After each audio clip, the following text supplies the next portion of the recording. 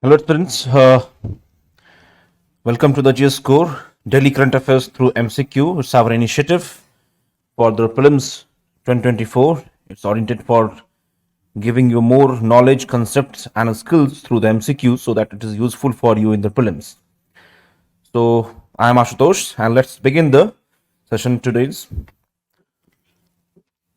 So first of all, the topics to be covered here. We have taken the 5 topics. The first topic is on the currency swaps. The second one on the network-centric warfare and the 5th generation fighters. The third one on the APIs, that is the active pharmaceutical ingredients and other constituent of a drugs. Then the contempt of the court, and the last one is diplomatic recognition.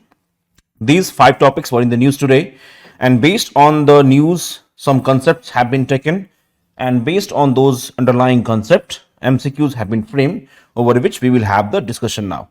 First of all, let's look at the currency swaps. Why it was in news? The currency swap was in news because of the RBI and Bank of Indonesia have agreed to use the local currency for two-way deals. So the RBI and the Indonesian banks have agreed to use the local currency, their own local currency for rupees, and the Indonesian currency for a two-way deal. So that's why this was in news. So let's look what is the currency swap. Currency swap is basically, if I will make you more lucid to understand, the currency swap means that suppose you and your friend have a rupees and dollar, but you both don't want to go to a bank to get your exchange. Okay, you want to avoid that bank and the interest rate. So that's why you both agreed to swap your one currency with another. That is the basic meaning of currency swap. However, going logically and technically, it is when a two parties and these two parties, they agreed to exchange a certain amount, and that certain amount they agreed to exchange of one currency with the another, that is the swapping of the currency for a specified time. So please do remember the time will be a specified time of period, and that is without going to usual exchange process. So it is the basic meaning of currency swap, when two parties agree to exchange a certain amount of currency for a specified period of time without going through a usual process of exchange. And this currency swap we see in some time and the news is a cross currency swap, involves the exchange of interest. So it involves the exchange of interest. Of course, there will be exchange of interest, and at times the principal also, the principal amount. At times the principal also, but this principal amount will be exchanged only upon if it is pre-decided. So it will, if it is pre-decided, so that it is only exchanged when it is pre-decided, okay, in one currency for the same in the another currency. Okay, so they agree in advance whether or not they will exchange the principal amounts of the two currency at the beginning of the transaction. Okay, so this is the real meaning of currency swap, and based on that we also have the currency swaps with other nations, just in Indonesia as an example only for that matter. And the currency swap mainly done to get the control on to get around the exchange controls, the government limitations and sale and purchase. And now the currency swaps are done most commonly to hedge the long-term investment and to change the interest rate exposure of the two parties, so that if there is a long-term agreement between the two parties, so they mainly do to hedge the long-term investment and to change the interest rate exposure, so that the if there is any viability, if there is any difference in the nature of the exchange rate, so that the exposure is minimized by these two parties, so that the two parties doesn't feel the heat of the time, they doesn't have to vary of the various interest rate. Okay, so that's why these currency swaps are being done. So let's see the question on the currency swap. So the question is, first of all, the statement 1 says that currency swap involves the exchange of interest and sometimes of principal in one currency for the same in another currency. So nothing wrong in that. I just told you the same definition and the applicability of the definition here. Next statement says that currency swaps are required by law to be shown on a company's balance sheet. Now, conceptually going, this will be wrong. Why? Because it need not to be shown on the company's balance sheet. Why? Because this currency swap is a kind of foreign exchange. Okay, it's a foreign exchange transaction. So in a foreign exchange transaction, you doesn't need to show it on a company's balance sheet. So currency swaps are not required by law to be shown on a company balance sheet. So only 1A will be the answer here. I hope the conceptual clarity is with you. Next topic we have to see. The next topic in front of us is the network-centric warfare. This network-centric warfare and the fifth generation fighters. This was in news. Why? Because of the initiative which has been taken on the part of India, that India wanted to have now a fifth generation fighter jet project, which has been cleared by the CCS, Cabinet Committee on Security. The CCS has cleared the fifth generation fighter jet project. So mainly this network centric warfare, you must have got that this will be connected with the fighter jets, the advancing the aerial capability, the capability of air force, and thus it was in news, and that's why this fifth generation fighters are a part of that network centric warfare. Now, what is network centric warfare? Aspirants, in the evolving nature of the warfare, this network centric warfare is very important to understand, because as you can get it, it may be, or it is a centered on the use of network.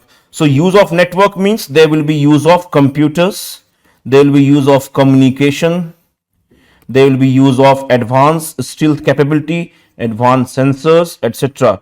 So this will be mainly driven by this warfare, will be mainly driven by the network, and it will be network centric. That's why called the network centric warfare. In terms of from the UPSC point of view, you have to understand that this network centric warfare is mainly based on the premise that information is only useful if it results into a more effective action. That we have that information, but to make it more useful,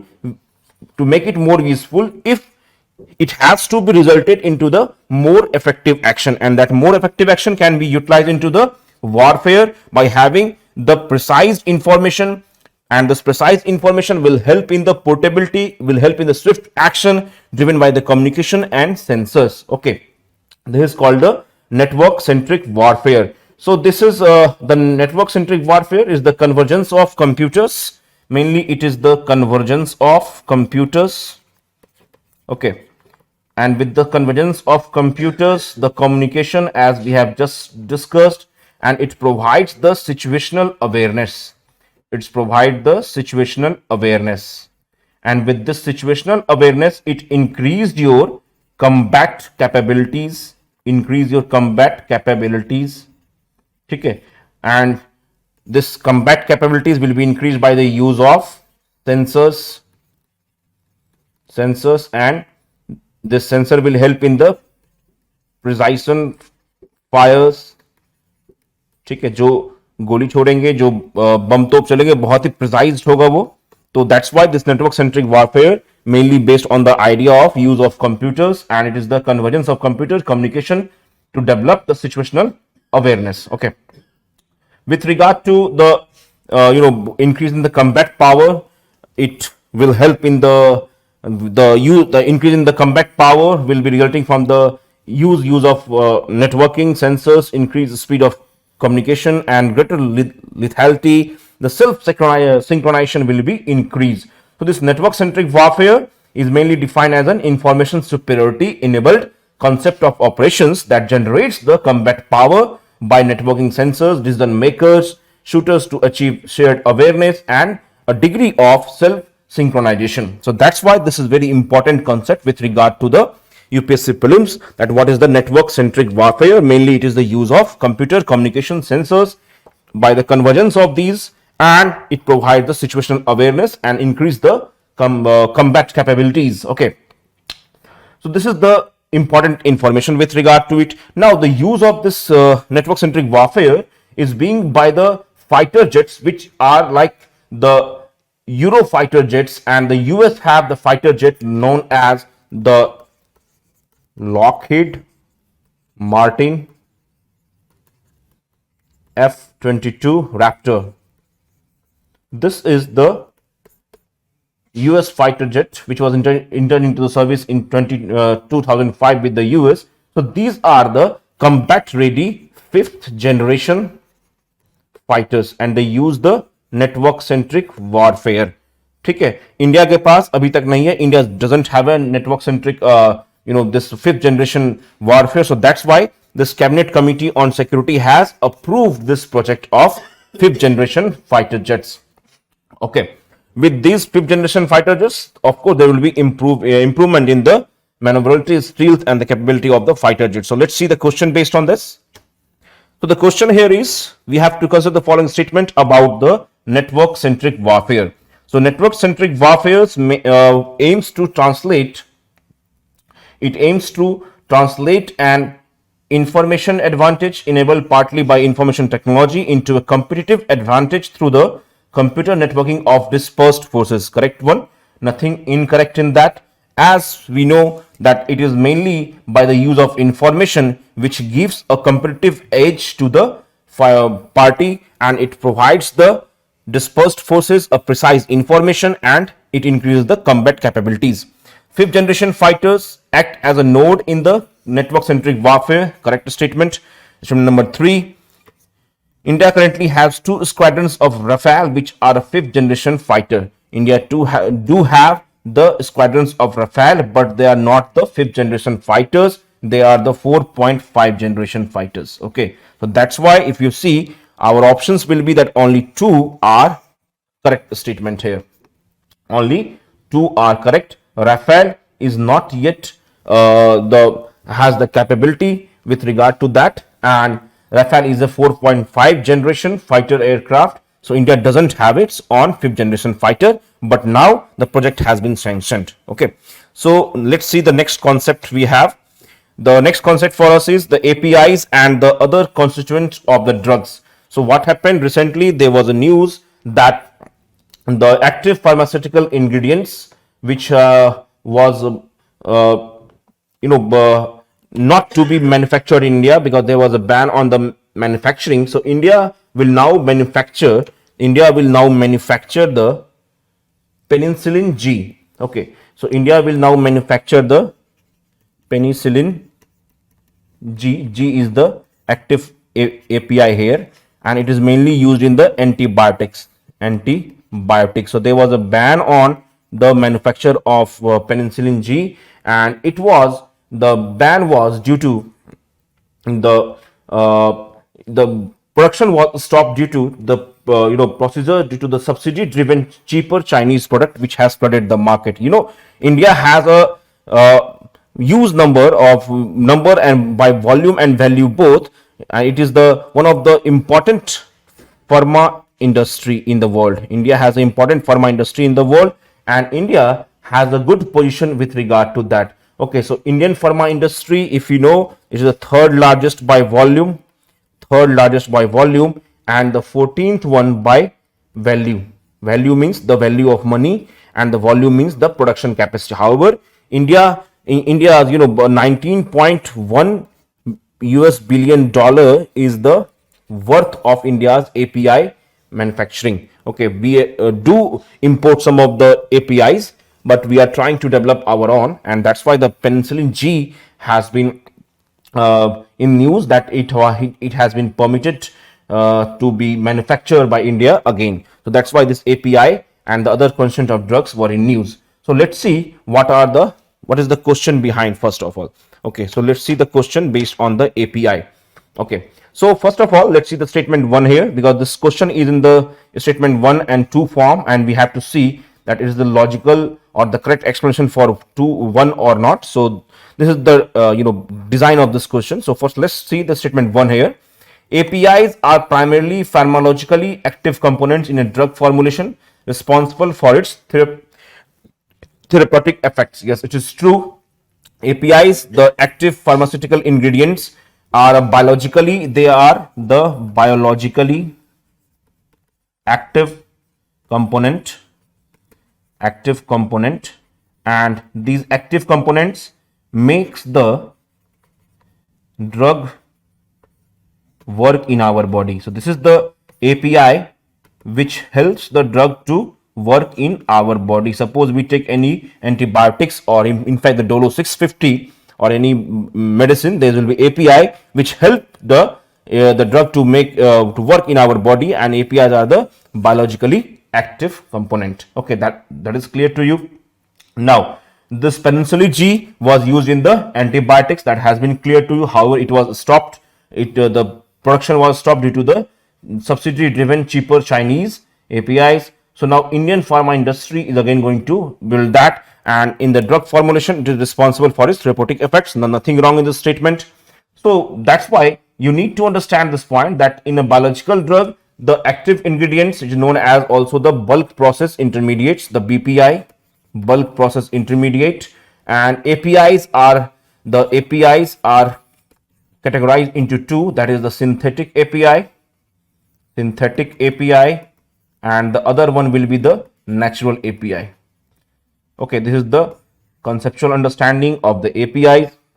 Okay, so one is correct here. I hope the concept of API is clear to you. Active pharmaceutical ingredients, which are the biologically active components which help the drugs to work in our body. Now next statement says that excipients are proprietary of API which are used in medicine, protected by intellectual property rights. Now there is a wrong sentence, wrong information in this, factually wrong. Why it is factually wrong? Because excipients are the inert substances. Okay, and it is being added to the formulation. To aid its manufacture and provides stability in its administration of the drugs. So it means the excipients are will be made as from the gums or sugar, and they will be acting as a binding agent. Which binds because the API is the active pharmaceutical ingredients of the drug. The main constituent of the drug will be very smaller in quantity. It cannot be taken orally, but however, to binding it with other excipients will help in the drug to deliver the medication to our system, and it will aid in the processing.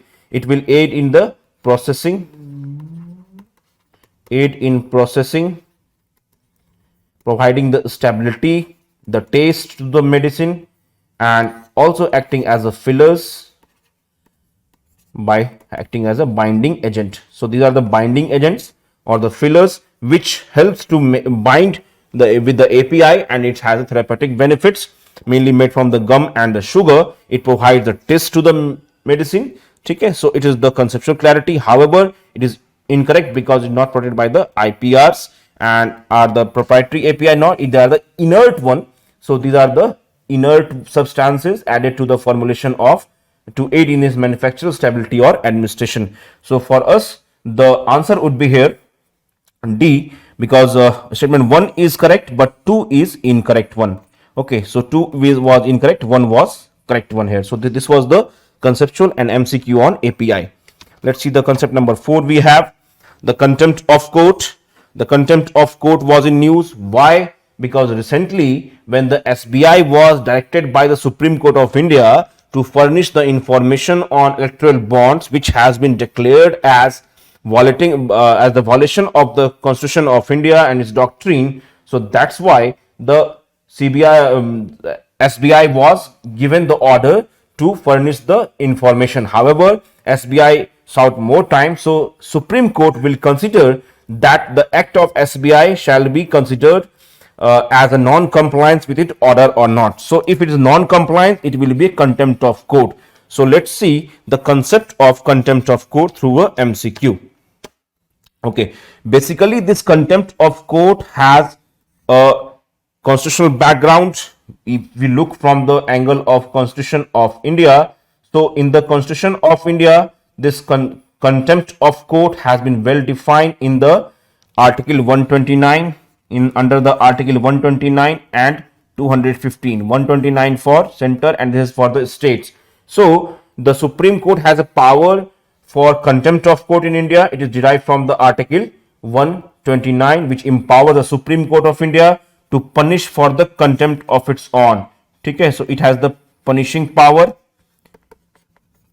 for the contempt of its own, and while Article 215 provides a similar power to the High Court. It is for the Supreme Court and it is for the higher court, the contempt of power. Okay, further, the contempt of power has also the defined and constituted in the Contempt of Court Act. Contempt of Court Act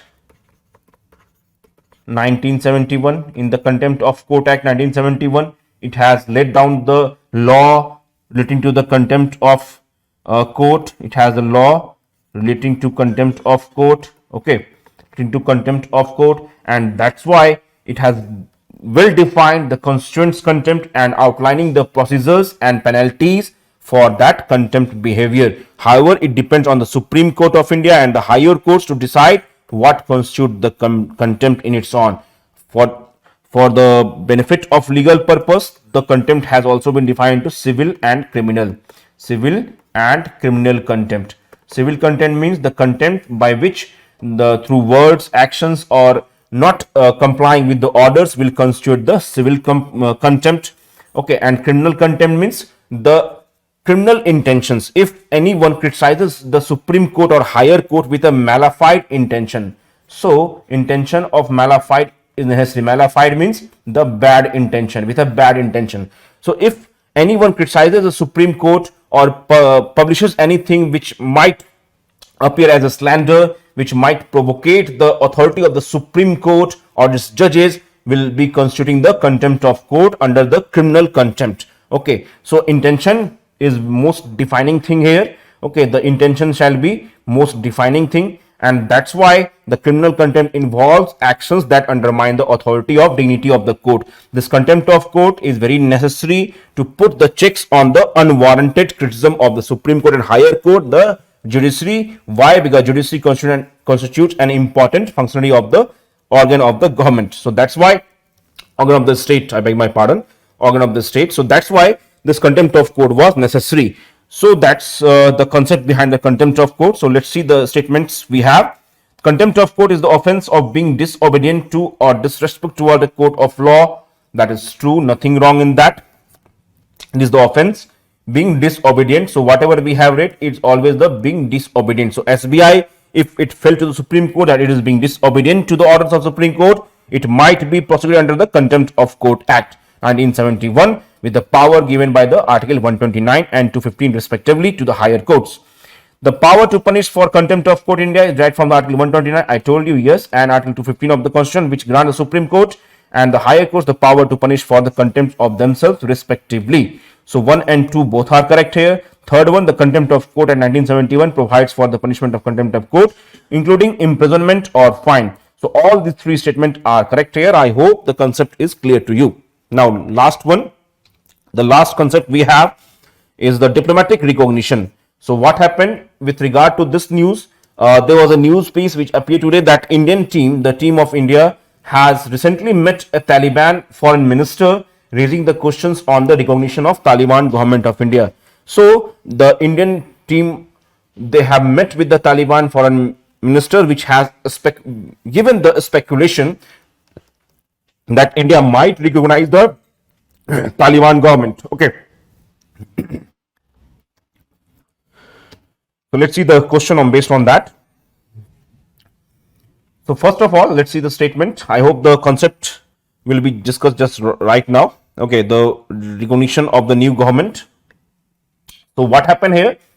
The recognition of the new government means that if in a state there is an instability and if any new state has came into prominent, has came into being, so that state is sovereign or not, will be decided by the countries which will give them recognition.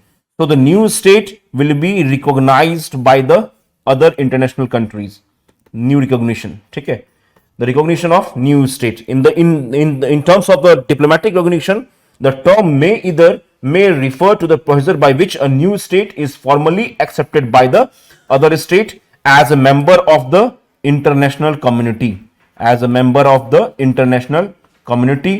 and by which the next one of the recognition by which the new government is being talked about is that if there is a new government which has been established at the place of the other previous government, so that new government of an existing state, so a state is recognized, but in that particular state, if there is a new government, just for example Taliban, so it will the procedure, the diplomatic recognition will be procedure by which a new government of an existing state, in which the new government of an existing state will be recognized or accepted as the legal representative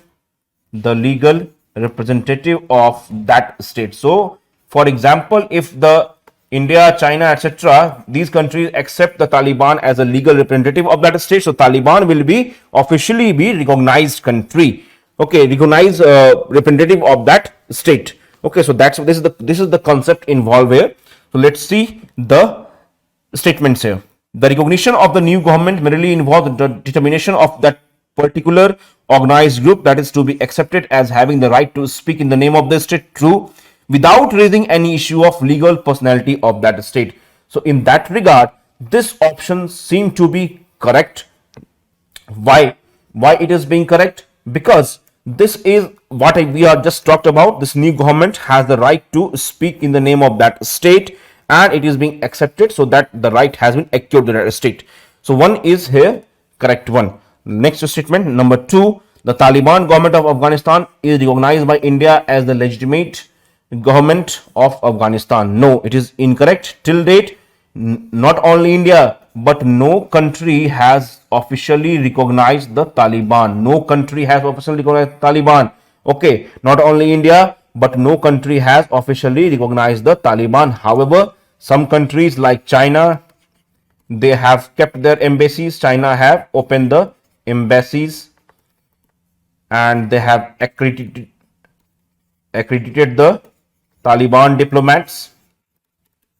So that's why this statement has been framed here. So India has not yet recognized the legitimate government of Afghanistan, and even no country has yet recognized the Taliban as the legitimate government of Afghanistan, since the group has seized the power in the August 2021. In the August 2021, this group has seized the power. We are all well aware of the fact. So this is the end of the session. We'll see you in the next session. Thank you very much.